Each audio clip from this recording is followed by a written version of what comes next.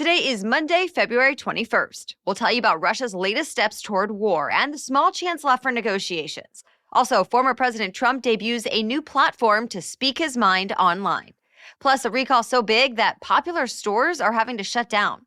The rising costs of American weddings. And the finale of the Winter Olympics, which country is going home with the most gold medals. Welcome to The Newsworthy. All the day's news in around 10 minutes. Fast, fair, fun, and on the go. I'm Erica Mandy. Thanks so much for being here. You ready? Let's do this. It's starting to look more and more like war is right around the corner in Eastern Europe. The latest U.S. intelligence shows the Russian government has already given the order for its military to invade Ukraine. American officials say Russia has several different war scenarios planned. At this point, as many as 190,000 Russian forces are surrounding Ukraine.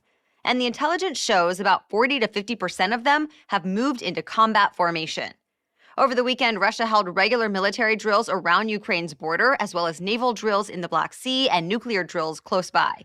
Just yesterday, Russia extended its exercises in the neighboring country of Belarus, which is even closer to Ukraine's capital. In fact, the city of 3 million Ukrainians is just a 3-hour drive from those Russian troops. Through it all, Russian officials are blaming all the tensions on Ukraine. They're even evacuating Russian people out of the country, saying Ukrainian troops have been killing civilians. But that's something Western officials say is not true. Either way, U.S. diplomats say until Russian tanks actually roll across the border, Russia's president has a chance to stop the plans and choose diplomacy instead of violence. The U.S. Secretary of State is set to meet again with his Russian counterpart this Thursday, assuming an invasion has not already happened by then. President Biden also says he'd be up for a direct summit with Russian President Vladimir Putin. For more background on how this conflict came to be, listen to our special edition Saturday episode from over the weekend. And stay tuned. The streets of Canada's capital are clear for the first time in 3 weeks. That's because hundreds of police in riot gear took action to clear out the protesters who've been crowding the area around Parliament Hill. It was the largest police operation in Canada's history. Protesters have been angry over the country's COVID-19 restrictions and at Prime Minister Justin Trudeau. So they've turned busy streets into parking lots and block parties, and many of them have refused to leave until all of the restrictions were lifted. Well, they had no choice over the weekend. Police either arrested them or drove them out. They towed away trucks and seized weapons. Officers called the protesters aggressive, so they used pepper spray and batons as well. Authorities also used emergency powers to take control of dozens of bank accounts connected to protesters, totaling about 3.2 million Canadian dollars. Officials said while people do have a right to protest, they do not have the right to set up camps and block traffic. Protest organizers called all of these actions abuses of power, and they're promising to regroup as a grassroots movement. They have some support from here in the United States as well. Many American Republicans have praised the protesters for standing up against COVID-19 restrictions. The streets of Ottawa represented protesters' last major stronghold since already the large blockades at U.S.-Canada border crossings have been cleared. Former President Trump is facing new controversy, this time over his handling of White House records.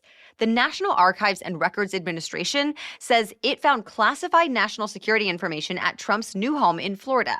They were among the 15 boxes of documents the NARA took from his Mar-a-Lago resort. Archivists also say some of the records were torn up and some are unaccounted for. All of this is raising a lot of questions since federal law says all official records have to be turned over when a president leaves office. Now, a House panel led by Democrats has launched an investigation. The NARA says it's been in communication with the Justice Department as well. Former President Trump responded, though, saying none of this would be an issue if he was, quote, anyone but Trump. He explained that he had handed over the records willingly so the NARA could preserve his legacy, but that it was nothing out of the ordinary. So far, the Justice Department and FBI have not commented, and for now at least, there are not any charges against Trump. To be continued. Well, speaking of former President Trump, his new social media app is making its widespread debut today. It's called Truth Social. Reuters saw a post from the app's chief product officer saying it's being released on Apple's App Store today. Truth Social has been open to invited guests since December as part of a testing phase. People who have gotten a look at Truth Social say it looks a lot like Twitter. Users can post their thoughts, share photos and videos, and follow other accounts. The new platform is positioning itself as a champion of free speech, specifically for people who feel like they're silenced by most popular social media giants. And this will be former President Trump's big return to social media, since he was banned from Twitter, Facebook, and YouTube more than a year ago following the Capitol riot. But again, it's only going to be available to Apple users for now. The Trump Media and Technology Group CEO told Fox News the app will be totally operational in the U.S. in another month or so. All right, we have more news coming up, but first, let's take a quick break to thank our sponsor. As part of my morning routine every day, I take 2 capsules of Seed's Daily Symbiotic. I take it on an empty stomach, as they recommend, and I just love how they make me feel. So this is a pre- and probiotic 2-in-1 capsule. There are 24 clinically and scientifically studied strains, the first of its kind. It's for supporting gut health, skin health, it promotes heart health, and more. As someone who cares about my whole body health, I was looking for the best probiotic on the market a while back. I did quite a bit of research, and I actually found Seed before I even partnered with them. And now I'm excited Seed is a sponsor of the show because after taking the Daily Symbiotic for a while, I've noticed the benefits of this product on my health. I am truly impressed. In fact, I even got my husband to start taking these as well. And I love that you can now get a discount. You can get 15% off your first month's supply of Seed's Daily Symbiotic by visiting seed.com/newsworthy or by using the code newsworthy at checkout. Again, you can get 15% off your first month's supply of Seed's Daily Symbiotic by going to seed.com/newsworthy or use the code newsworthy at checkout. Today is President's Day in the United States. The holiday was first established in 1885 to recognize the nation's first president, George Washington. But over the years, it's evolved, and now it's meant as a day to celebrate all American presidents, past and present. It's also a federal holiday, so you can expect things like government offices, major banks, and a lot of schools to be closed. Mail will not be delivered, and the stock market has the day off too. But most stores will be open, and many will have special sales going on for the holiday weekend.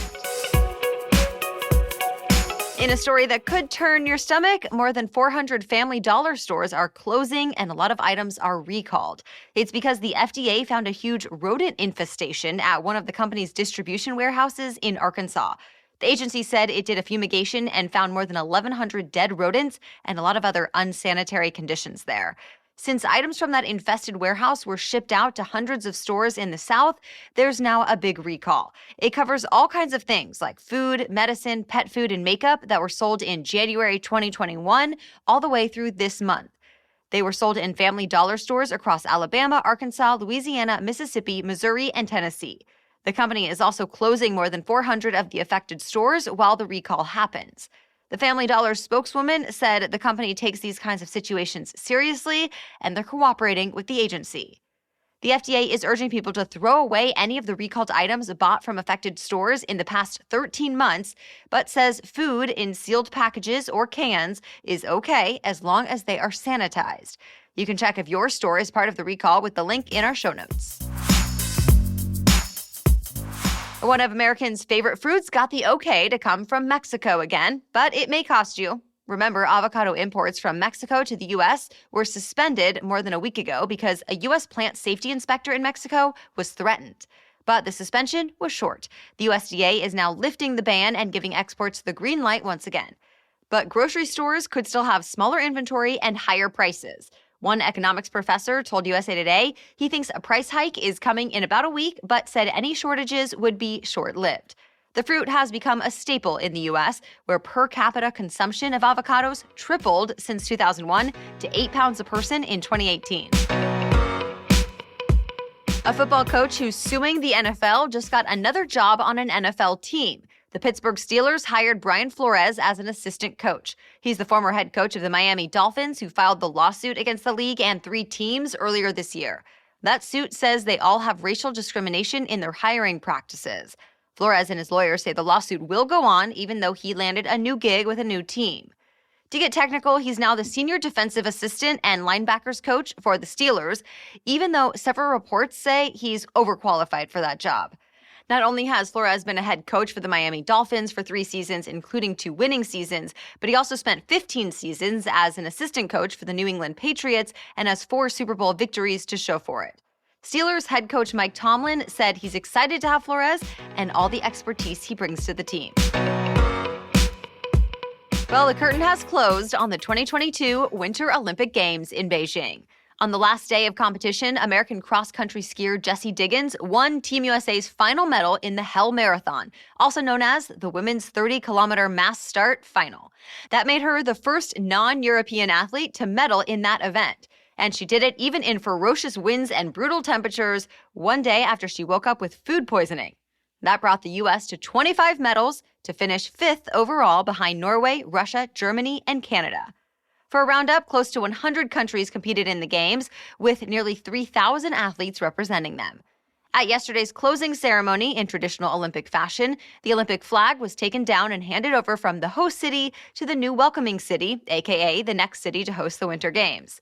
The closing ceremony also featured children performing a dance to Twinkle Twinkle Little Star, followed by the parade of flags and a fireworks show. By the way, if you're wondering when the Games will be back on this side of the globe, Los Angeles will host the Summer Olympics in 2028.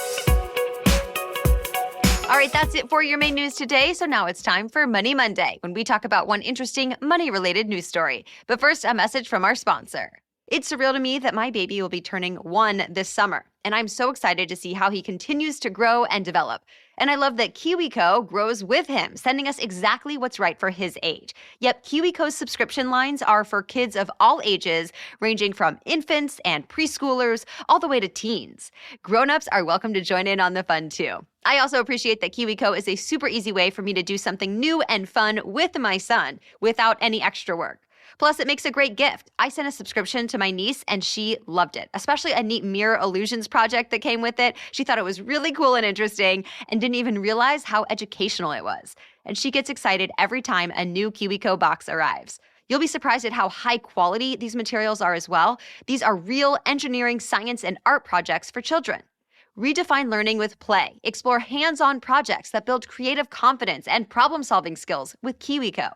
Get 50% off your first month plus free shipping on any crate line with the code NEWSWORTHY at kiwico.com. That's 50% off your first month at kiwico.com with the promo code NEWSWORTHY. Now back to Money Monday.